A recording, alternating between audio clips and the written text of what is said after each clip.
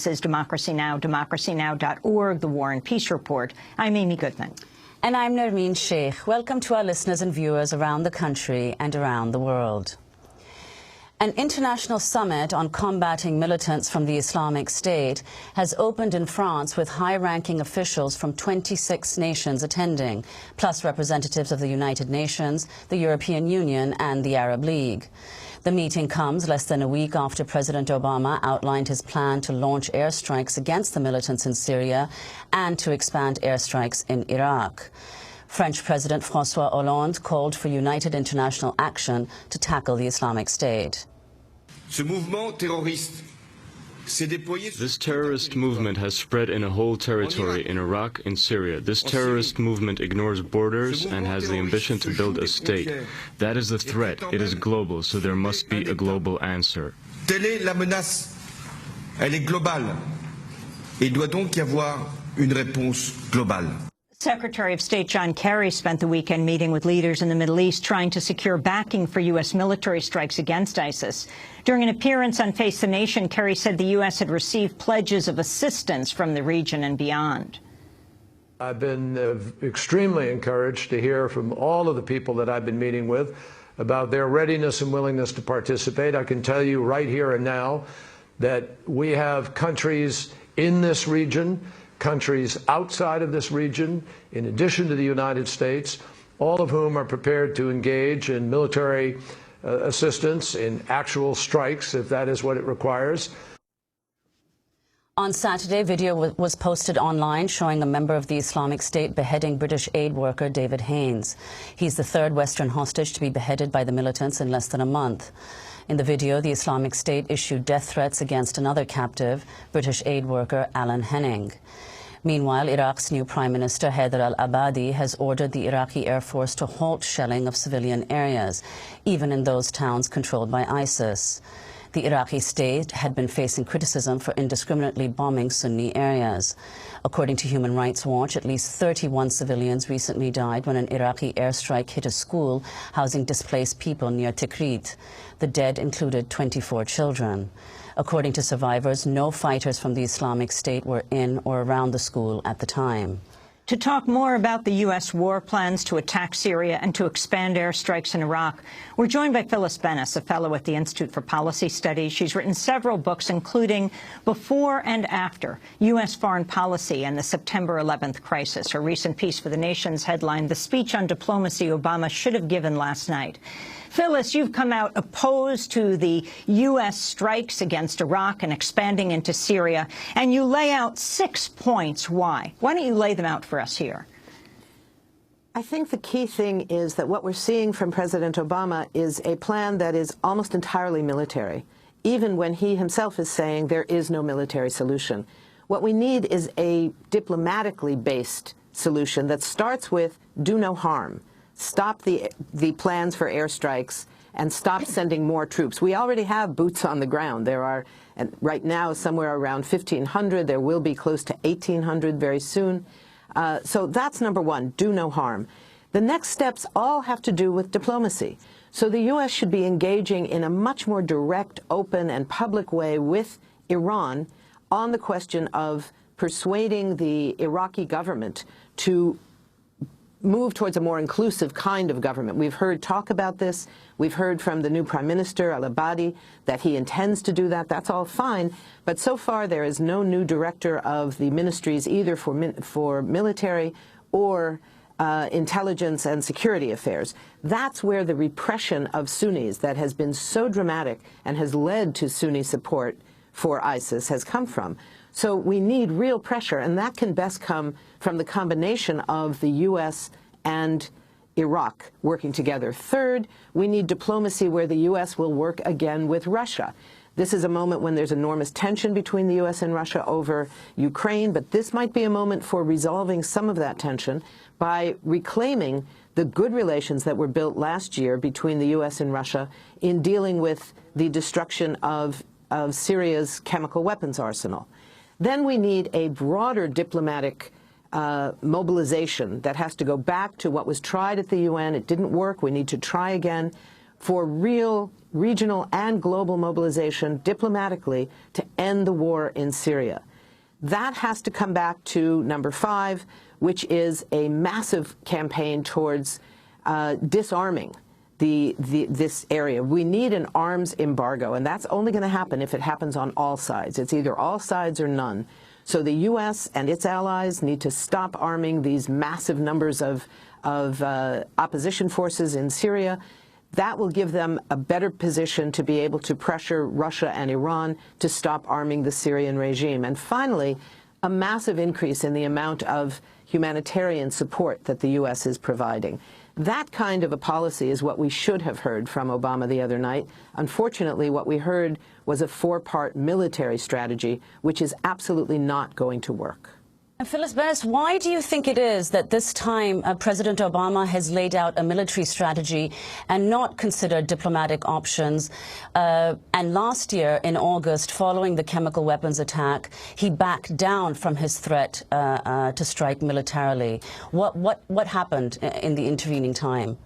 Yeah, well, I think unfortunately much of this is politically driven. There were moments of crisis in Iraq, as there had been moments of crisis in Syria, where there was the question of would the U.S. intervene militarily. One of the big problems is we don't hear options. We hear the choice that George Bush gave the nation on September 12th, after the September 11th attacks back in 2001, when we were told the choice is either we go to war or we let them get away with it. Presented with those two options, the support for going to war was 88%. And that's not so surprising. If the only alternative is do nothing, people will support war. The problem is all of the options that have to do with diplomacy, with disarmament, with arms embargoes, none of that was on the table. This time around, we saw an immediate response, partly around the humanitarian crisis that was happening on Mount Sinjar, although we were told a story that turned out not to be true.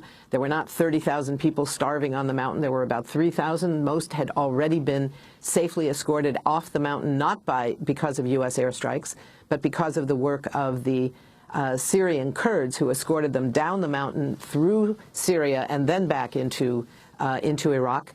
And then we had the political response to the horrific crime of ISIS when they beheaded 2 American journalists. This was a horrifying act, but it was not a threat to the United States. And the reality was that the politics is what then came to the fore. And the politics of revenge, very much like 9/11, the politics of revenge took over. And there was this fear in Washington, I think, of looking like we weren't doing anything, because anything is always described as anything military. So if there's going to be a response, it has to be a military response because we don't have another. We don't take seriously responses that are diplomatic, that are somehow non-military. And I think that that led to, particularly because of the press coverage, that hyped the horror of this as if it was the only time that such horrific acts had been taking place. The New York Times was the only mainstream media outlet that reported on, it was either August 27th or 28th, reported that the Free Syrian Army, the so-called moderate part of the Syrian rebels, who the U.S. wants now to increase aid and military support and training and arming, that the Free Syrian Army had itself beheaded 6 captives, 6 prisoners that they had control of.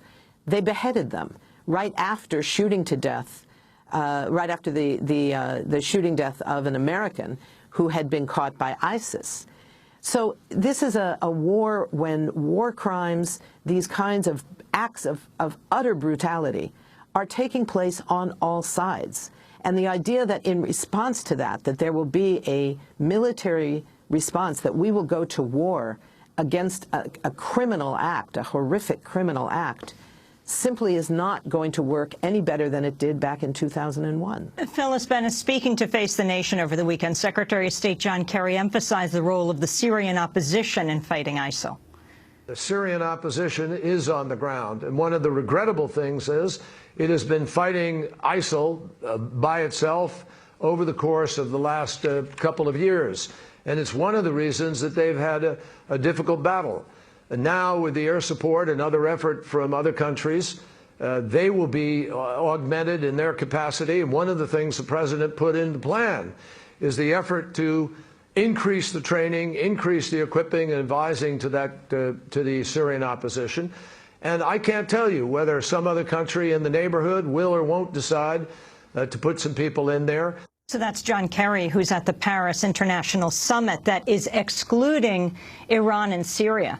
Phyllis Bennis, also the Steven Sotloff, the journalist who was beheaded, the family spokesperson, Barak Barfi, said that the so-called moderate Syrian rebels that are being discussed as the ones to support are the ones that sold Steven Sotloff to ISIS. But can you talk about who gains here? And the U.S., interestingly enough, in a sense, though behind the scenes, very much their actions may support Iran and Syria, excluding them from today's summit. Yeah, again, this is politically driven, not strategically driven. What the news was after Secretary Kerry's statement over the weekend, the news broke yesterday, first in Politico and then it's been picked up more widely, that there's actually been a truce signed between ISIS and at least part, we don't know exactly how many of the over 1,000 separate Syrian opposition groups, but a major component of the Syrian opposition has signed a truce with ISIS, agreeing that as long as the Assad regime is in power in Damascus, they will not fight each other. It's an agreement not to fight. So this notion that somehow the Syrian opposition is going to fight ISIS is simply not the case. There have indeed been parts of the Syrian opposition that have challenged ISIS. But the notion that now with new U.S. weapons they are going to turn on ISIS simply isn't the case. They have publicly announced a truce that they've signed with ISIS, and that means that all of the U.S. weapons and training sent to at least those parts of the Syrian opposition, and remember, these are fluid organizations that shift around a lot. All of those weapons and that training is going to be adding to the value of ISIS and its own military capacity because there is now this truce.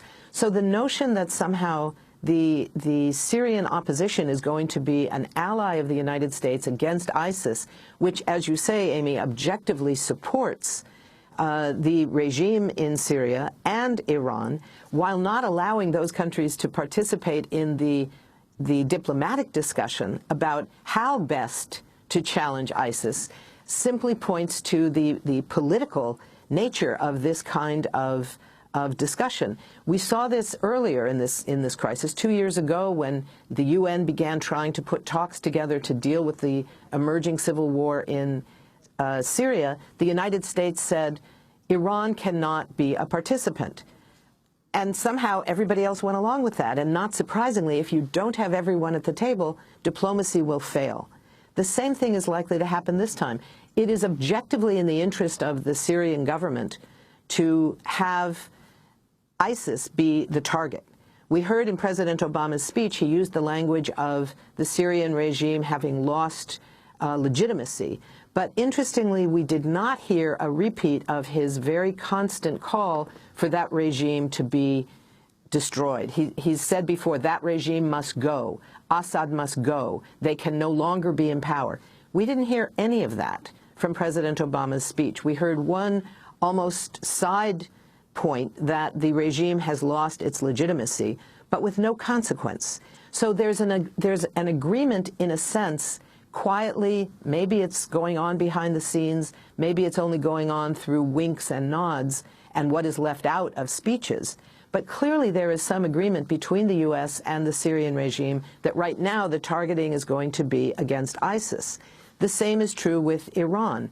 Iran is a major player in the region, and the U.S. refusal to acknowledge that means that any diplomatic move is likely to fail. Phyllis Bennis, the Free Syrian Army has, of course, denied the reports that it's come to a truce with ISIS. Could you elaborate on the argument that you make in several of your articles that this bombing campaign is only likely to strengthen ISIS, both in Iraq and in Syria? How would that happen? Well, if we look at the situation in Iraq, when there are U.S. bombings of ISIS, what we hear in the United States, in the press, and somewhat among the public, and certainly in the White House, the State Department, yay, hooray, we got the bad guys. It looks very different in Iraq, particularly for Iraqi Sunnis, who are about 12% of the population, have been dispossessed of their very privileged position that they had had for several decades before the U.S. invasion and occupation. And in recent years, during the Maliki government, backed by the United States, that sort of missing privilege turned into really serious repression, where communities were being bombed, people not only lost their job, but they faced imprisonment on a large scale, people were being tortured in the prisons, executions in large numbers. So the repression was very, very strong. What we see now when the U.S. goes after ISIS is that the perception is, here's the U.S. acting as the Air Force for the Shia and the Kurds against the Sunni.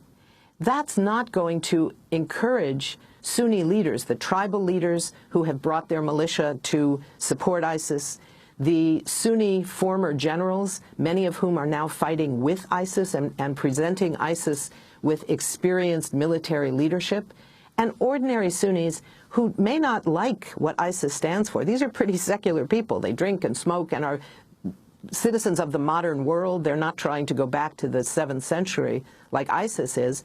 But despite all of that, they are prepared to ally with ISIS because the repression they face from the from the Iraqi government has been so profound that they will ally with anyone who's prepared to fight back. So the new government that's now in power in Baghdad may represent an effort to broaden the government, but we haven't seen it yet. And more importantly, the Sunni population of Iraq has not seen it yet. So every time the U.S. drops bombs, it's perceived as one more indication that nothing has changed, that Sunnis in Iraq are still going to be the target of the Shia and Kurdish forces backed by the United States and now perhaps backed by other regional and international governments as well. Last question as we wrap up, and it's about Saudi Arabia. It's about the funding of ISIS and the U.S. relationship to Saudi Arabia. Why you think this is so key? And if the pressure were brought in what you feel would be the right way, that there would not have to be any bombing. Absolutely. You know, Saudi Arabia is the source of the largest amount of money, from what all the reports are indicating, that is going to ISIS as well as a host of other Islamist and other organizations, the al-Nusra Front, the official franchise of al-Qaeda, and others. Some of it probably comes from the government, although that's never been confirmed. But this is a very tightly controlled society where if there was an interest by the government in stopping its own citizens, whether they are Saudi princes or ordinary citizens, who are the source of a huge amount of the money funding these organizations, including ISIS, it could be contained. The Saudi government has been very eager to keep ISIS out of Saudi Arabia. The fact that the U.S. has an enormous base in the region makes it very vulnerable for those who see the U.S. role as something to be challenged, something to be opposed. The Saudis don't want to talk about that alliance with the United States, but there's $60 billion worth of arms that they've been engaged in buying from the United States over this last 2 years. Many of those arms are the ones ending up in the hands of ISIS. It's U.S. arms and it's Saudi arms that are ending up there. Whether it's individuals or whether it's part of the government, that money is coming to a large degree from Saudi Arabia, from other parts of the region as well, from Qatar, from Kuwait, from UAE, from a number of countries. But Saudi Arabia is very much at the center of this. And the U.S.-Saudi alliance is such that if the U.S. chose to challenge the arms sellers in this country, who are making a killing on this new war, this Iraq War 3.0, we might say, if they were prepared to challenge those arms suppliers and thus challenge the Saudi government, there could be a real effort to put a stop to the funding and arming of these terrible organizations like ISIS. We want to thank you, Phyllis, for being with us, fellow at the Institute for Policy Studies, written a number of books, including Before and After U.S. Foreign Policy and the September 11th Crisis. We'll link to your piece at The Nation. Headline, The Speech on Diplomacy Obama Should Have Given Last Night. This is Democracy Now! Who are the people you're watching on television? What's their vested interest in going to war? Are they identified by the networks or simply called former generals or pundits? Stay with us.